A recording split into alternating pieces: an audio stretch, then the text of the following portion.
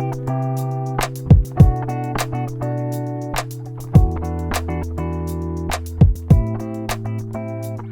this is Steve with Smitty's Fly Box. Today we're tying a bead head flashback pheasant tail. So I've got a size 14 Daiichi nymph hook with a 2.8 millimeter gold bead. So we'll just start our thread. This is 8/0 thread.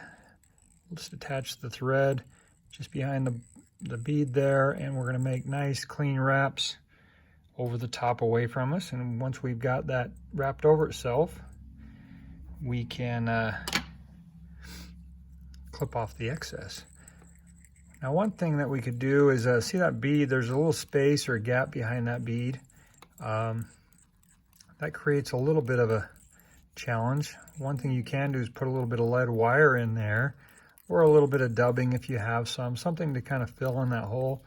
I'm just going to make a few turns there with this thread just to build a little thread base, or maybe a dam of sorts behind that, and then we'll reattach our thread, or bring it back to that midway point. All right, first thing we're going to do is I've got some copper wire, and so we're going to tie in some copper wire just there at the halfway point. Hold it on a slight angle right behind the bead halfway, and just hold it along the side of the hook shank. We're going to tie that down all the way to the tie-in point, which is directly above the barb of the hook, about right there, and that's where we're going to let it hang for a minute. So, all right, now I've got some pheasant tail. I'm going to try to select just a nice long section here along the side. If you can, try to even up the tips best you can, and that looks like about the right amount. And I'm going to snip that off fairly close to the stem of the feather. So we're going to try to use most of this feather like that.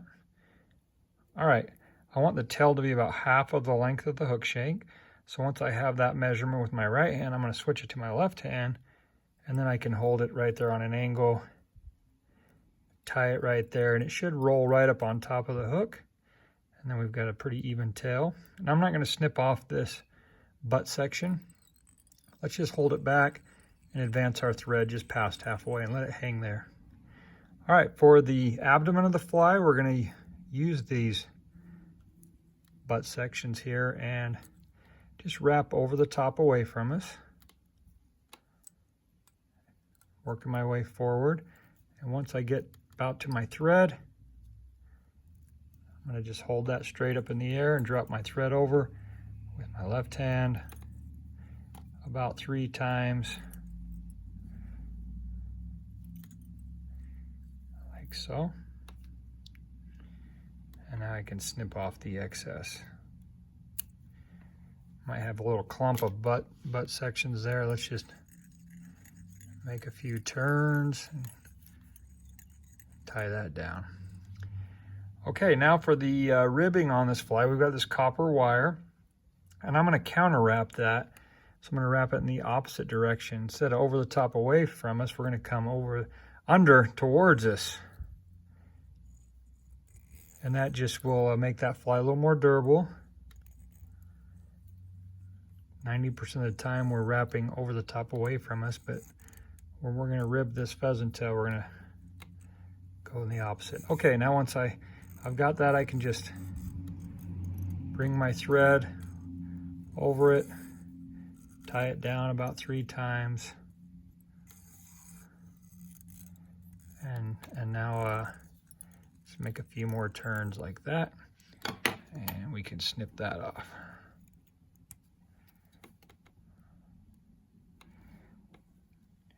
Okay, now we're ready for the front half of the fly, the thorax. So if you started creeping a little forward, just bring your thread back about right there, about the halfway point. Now what we're going to do is a regular pheasant tail, we're going to pull some pheasant over, fold it back for the legs, but we're going to put a little flash in there. So let's take a little piece of Flashabou or crystal flash, whatever you got, and tie that in so it lays fairly flat right on top, right at that halfway point. Okay. Now for the wing case and the legs, let's take another clump of pheasant, about the same amount as we did for the tail, and pull them straight out and try to line up those tips best you can. We're going to use this. We're going to tie these going out the top there, but this is key because we got to get the right measurement because we're going to use these for our legs too. So the best way to do it is let's measure it so from the eye of the hook, so the tips go about right to our tie-in point right there. Once we have that measurement, hold it right down there at the halfway point. Come around and capture that. I'm going to tie those down right up to the bead like that, and then we can snip off some excess.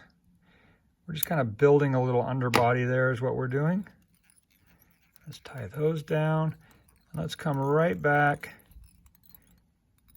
right in there. Okay, don't worry about that just right now. We're going to fill in this thorax with peacock feathers. So I've just chosen 2 pieces, 2 strands. Kind of even those tips up. And let's lay those right in there in the thorax. Again, tie those down and tie them down right there at the halfway point and come right around to the eye of the hook behind the bead. All right, now we're going to just wrap this peacock over the top away from us, building that thorax. And once we get to the bead, hold it straight up in the air, drop our thread over with our left hand about 3 times.